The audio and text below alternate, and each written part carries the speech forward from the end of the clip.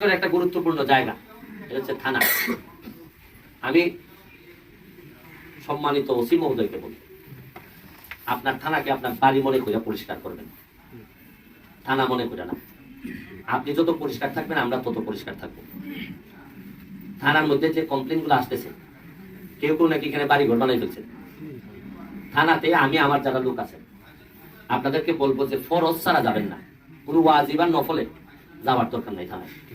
যদি ফরজ হয় আপনি যাবেন। থানার মধ্যে এক্সট্রা লোক কোনোভাবেই, আমি মাননীয় ওসি মহোদয়কে বলবো, আপনার যে ওয়েট আছে আপনি চাইলে সোনারঘাটের একটা বড় পরিবর্তন আপনি আনতে পারবেন। এটা আপনার চাওয়ার উপর নির্ভর করবে। আপনি যা ব্যাকআপ লাগে আমারে বলবেন। যদি সরকারিভাবে কাভার না হয়, আমি আমার ব্যক্তিগত পকেটে হাত দিয়ে হইলো যে জায়গায় যা লাগে আমি মাননীয় স্বরাষ্ট্রমন্ত্রী মহোদয়ের সাথে দেখা করবো। আমাদের মনে হয় কি লাগবে কি জানি বলে একটা সাপ যে হয় ফাঁড়ি সাতচল্লিতে আছে, তারপর হচ্ছে আমাদের রানীগাঁও না হচ্ছে লাগে, সাতচল্লিতে লাগে, রানীগাঁও লাগে। আর আপনার যার ব্যাপারে আপনার যে ধরনের সহযোগিতা লাগে, যে জায়গা থেকে লাগে আপনি নিবেন। কারণ সোনারঘাট মাধবপুরে ছোট একটা ঘটনা যদি অন্যায় ভাবে ঘটে আর এটা যদি ভাইরাল হয়, তাহলে এমপি হিসাবে আমাকে মাপ চাই আসতে হবে। কিছুদিন আগে একটা ঘটনা ঘটাইছেন আপনারা বিশ্বনাথের লোকজনের সাথে, রানীগাঁও। কারণ আমার বিপদ দুইটা, একটা হলো এমপি ক্যান্ডিডেট আমি, আরেকটা হলো এই বাকি তো পাশ ফেল, যাই হোক ওনারা শুধু বদলি হয়ে চলে যাবে। সুতরাং আপনাদেরকে বুঝতে হবে যে আমাদের দায় দায়িত্ব জনগণের প্রতি অনেক বেশি। কারণ আমরা একেবারে রাস্তায় নেমে যাব। আর আমাকে যারা নির্বাচনে সহযোগিতা করছে, আমি আপনাদেরকে একটা কথা বলতে চাই, আপনারা কিন্তু ম্যাক্সিমাম 5 বছর ধরেই চিন্তা করেন। যদি আমরা এমপি বানাইছেন এই কথা মনে করে যদি মনে করেন যে বিরাট শক্তিশালী হয়ে গেছেন, এটা চাই না রাখেন যে 29-এ 5 বছর পরে কি 29 না, 29-এর পরে হয়তো আরেকজন নতুন এমপি আসলে পরে কিভাবে সহ্য করবেন, যদি আসেন কিভাবে সহ্য করবেন, এই মানসিকতা নিয়েই এই 5 বছর চালাই। আর আমি এই 20 বছরে এমপি হওয়ার জন্য আসি নাই। 5 বছরে আপনাদের জন্য এত কাজ করতে চাই যাতে সারা জীবন আপনাদের হৃদয়ে বসবাস করতে পারি, এটার জন্য আমি আসছি। আর বাকিটা আমার নসিবে জানে, আমার নেত্রী জানেন। আমার এমপি হওয়ার সার্থকতা কি জানেন? আপনারা এমন এক কাজ করে বসছেন যে আমি শপথ নেওয়ার পর যেদিন বঙ্গভবনে গেলাম, বঙ্গভবনে যাওয়ার পর বঙ্গভবনের মানুষের ভালোবাসা এত পাইছি আমি যে একেবারে টপ টু বটম, যে মনে হয়েছে যে বঙ্গভবনে যারা বাংলাদেশের এই কৃতি সন্তানরা ছিলেন সেদিন, আমার কাছে মনে হয়েছে সবাই মনে হয় সম্ভবত সোনারঘাট মাধবপুরের ভোটার, ইনক্লুডিং সব প্রশাসনের যারা ছিলেন তারাও, মানে সবাই এত খেয়াল করছেন আমাদের এই নির্বাচনকে যে মনে হয়েছে যে প্রতিটা বক্তব্য ওনাদের মুখে আছে। তো এটা আমাদের জন্য একটা বড় সম্মান, এবং এই সম্মান কিভাবে শক্তিতে রূপান্তরিত হইতেছে একটু খেয়াল করে দেখেন। আমরা হাত দিলাম, আমি বলছিলাম যে শপথ করে এসে প্রথমে আমি ময়লা পরিষ্কার দিয়ে শুরু করতে চাই খোয়াই নদী, পুরাতন খোয়াই নদী।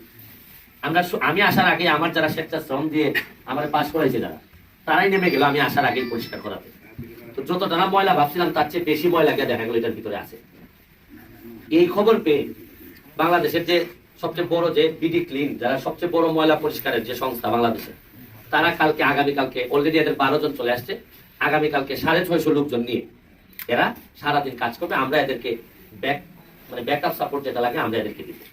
আমি মাননীয় ওসি মহোদয়কে বলবো যে আগামীকালকে যখন কাজ চলবে পুরোপুরি প্রোটেকশনের ব্যবস্থা, কারণ অনেক মানুষ এসে ভিড় করবে, এখানে মেশিন টেশিন চলবে, উনি যেন পর্যাপ্ত সিকিউরিটির ব্যবস্থা করেন। আমি এমপি হওয়াতে মাননীয় মন্ত্রী জুনায়েদ আহমেদ পলক, উনাকে একটা কথা খালি বলছিলাম যে আমার ইয়াংদের জন্য আপনার দরকার। উনি সাথে সাথে কনফার্ম করলেন যে 3 তারিখে আসবেন। তাড়াতাড়ি উনি উনার পিএসকে ফোন দিয়ে বললেন যে সোনারঘাটে কি কি দেওয়া যায়, কি কি আছে দেখো। আমি বললাম আপনি তো সব দিয়ে দিচ্ছেন, এই আমার শ্বশুর বাড়িতে দিছি, এখানে 83 কোটি টাকা কি জানি একটা প্রজেক্ট করছেন। আমি কি জানি এই সময় তার আপনি জামাই তো এমপি ছিলেন না, তো এইবার আর যাই আছে, এইবার যা আছে আমি ফাইট করবো আমার শ্বশুর বাড়ির সাথে, সোনারঘাট না দিয়ে এইবার দিচ্ছি হইতো না। এটা আমি আপনাদেরকে বলতে পারি, যুদ্ধের ময়দানে আমি অলরেডি নেমে গেছি। তবে আজকে যে জিনিসটাতে আমি কষ্ট পাইতেছি, আজকে প্রথম আমি আমার প্রশাসনের কর্মকর্তার সাথে বসছিলাম যে আসলে আমি এমপি হিসাবে কি পাবো, কি আছে, কি দেওয়ার মতো। যে হিসাব ওনারা আমাদের দিচ্ছেন তাতে দেখছি যে এই হিসাবে যদি আমি পাই বরাদ্দ, আগের মন্ত্রী এমপিরা যা পাইছেন, তাতে আমার হিসাবে দেখা যায় যে আমি সহ এই যারা যারা চেয়ারম্যান মেম্বার টেম্বার যারা আছেন সবাই ফেল হয়। কারণ হচ্ছে যে কাজ আর যে প্রত্যাশা মানুষের আর যে বরাদ্দ, আমি শুনলাম যে 80%-এর মধ্যে 20% পায় এক পার্টি। উপজেলা চেয়ারম্যান জিজ্ঞেস করলাম কত পান, উনি যেভাবে যা পান তাতেও ভাইস চেয়ারম্যান যা পান, আমি দেখছি যে আগে হাত তুলে সারেন্ডার করা ছাড়া আমি যে প্রত্যাশা নিয়ে আমরা ভোট চাই আর যে ওই অনুদান আছে তাতে দেখি যে বেশিরভাগ নেতা রানিং নেতা আমি সহ ফেল করার জন্য যথেষ্ট। মানে আমার আর কিছু করা লাগবে না, যদি আমার কারো পছন্দ না হয় আমি দেখছি যে খালি ওনার উপর সাইডে দিলেই হয়। তা আমি দেখলাম যে এখন কি করা লাগছে, এই বরাদ্দ দিয়া আমি দেখলাম যে 1 কোটি টাকা দিচ্ছেন আমার, কি এক বছরে মনে হয় বাইমুখী টাকিতে 1 কোটি, 1 কোটিতে আমার এগুলা রাস্তা খাম তো লইছে কাবিটা কিতা কিতি নাম দেখলাম তখন মিললে যেতে খায় আর ৭৭ লাখ ৭৪ লাখ লাগে একটা গাইডের কি গার্ডার ব্রিজ। তখন আমি দেখলাম যে এইভাবে হইলে সব ফেল, কারণ মানুষের প্রত্যাশা যে পরিমাণ দারিদ্রতা আমাদের, যে পরিমাণ সমস্যার সমাধান করা যাবে না। এই জন্য আমি 2টা জিনিস সিদ্ধান্ত নিচ্ছি যে আলটিমেটলি এমপি হওয়ার আগে যেভাবে আমি ব্যারিস্টার হয়ে যেভাবে 49টা ব্রিজ বানাইছিলাম, আমার ওই ব্যারিস্টারের টাকা ইনকাম আরো বাড়বে এখন, কারণ আমি তো এমপি হব, এমপি আর ব্যারিস্টার হিসেবে আমার ইনকামটা বাড়বে। এখন আমি দেখতেছি আমার ইনকামের উপর প্রায় 95% ইনকামের উপর হাত দেওয়া ছাড়া আমি সোনারঘাট মাধবপুরে আগে নিতে পারবো।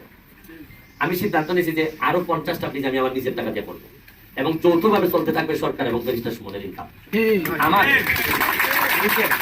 নিজের ইনকাম বলে, নিজের সম্পদ বলে আর কিছু থাকবে না। আমি যতদিন এমপি থাকবো প্রথম কথা আমার কোনো সম্পদ হবে না। আপনারা 9.5 লাখ টাকা আমি হলফনামায় দিছিলাম, আপনারা আগামী 5 বছর পরে যদি আমার খায়েশ থাকে আপনারা চেক করে দেখেন যে আমি হলফনামায় কত টাকা আমি দিই। কারণ আমি চিন্তা করে দেখছি যে আমার সর্বস্ব না দিলে, খালি সরকারের পিছনে ঘুরলে আমি আমার এলাকায় আগে নিতে পারবো। আমার অনেকগুলা ব্রিজ বাকি, তারপর ইয়াং সোসাইটি বাকি, ইয়াংদেরকে চাকরি দেওয়া, ইয়াংদেরকে কাজে লাগানো, তার উপর আবার আরেকটা মাথা খরার উপরে মরার উপরে খরার গা হয়েছে এলাকা মাদক, ইয়াং সোসাইটি তো শেষ। আমি এই বিষয়ে আপনাদের যারা প্রশাসনের সাথে আজকে আমি একটা ক্লিয়ার করতে চাই একটা কথা। আপনারা আগে কি হয়েছে না হয়েছে জানি না, এখন থেকে আপনারা প্রশাসন টোটালি ফ্রি। আপনাদেরকে কেউ রাজনৈতিকভাবে কোনো ধরনের প্রভাব, মাননীয় এমপি মহোদয় থেকে শুরু করে অথবা তার আপন মানুষ দাবি করেন, এইরকম কেউ আপনাদেরকে কোনো ধরনের প্রভাব খাটাবে না। আমি এটা নিশ্চিত করবো, প্রয়োজনে আমি এমপি পদ রিজাইন করব, তারপরও প্রশাসনের উপর কেউ প্রভাব খাটাইতে পারবেন না। আমার হোক, আমার আপন মামাও যদি হয়, চাচাও যদি হয়, আমার পিএফ যদি হয়, এপিএফ যদি হয়, যদি আমার কোনো লোকের কারণে আপনারা আমার জিজ্ঞেস না করে কোনো ধরনের কোন সুবিধা দিতে যান, তাহলে আল্লাহর রাস্তায় আমাকে একটু জিজ্ঞেস করবেন।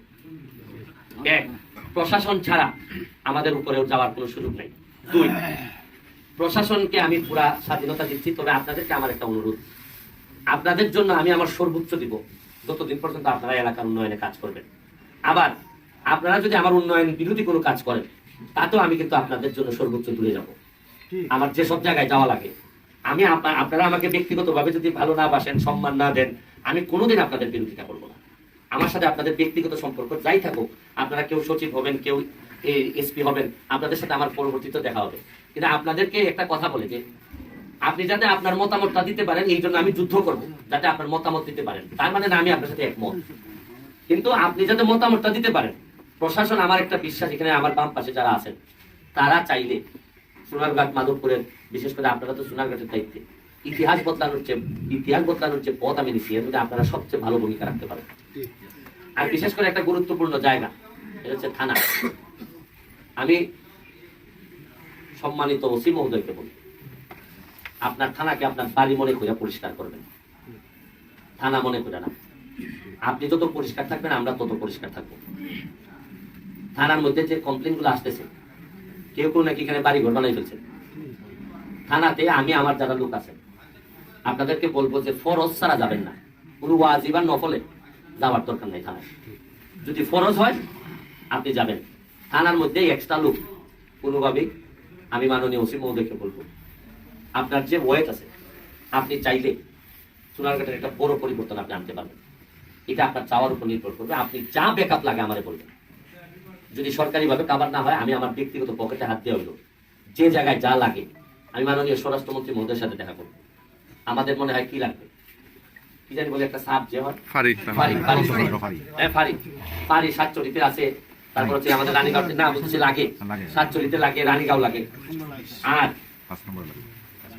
আপনার যার ব্যাপারে আপনার যে ধরনের সহযোগিতা লাগে, যে জায়গা থেকে লাগে আপনি নিবেন।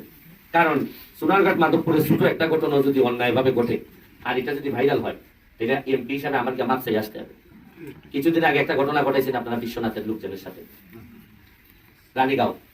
কারণ আমার বিপদ দুইটা, একটা হলো এমপি ক্যান্ডিডেট আমি, আরেকটা হলো এই বাগানের মালিক আমার ভাই।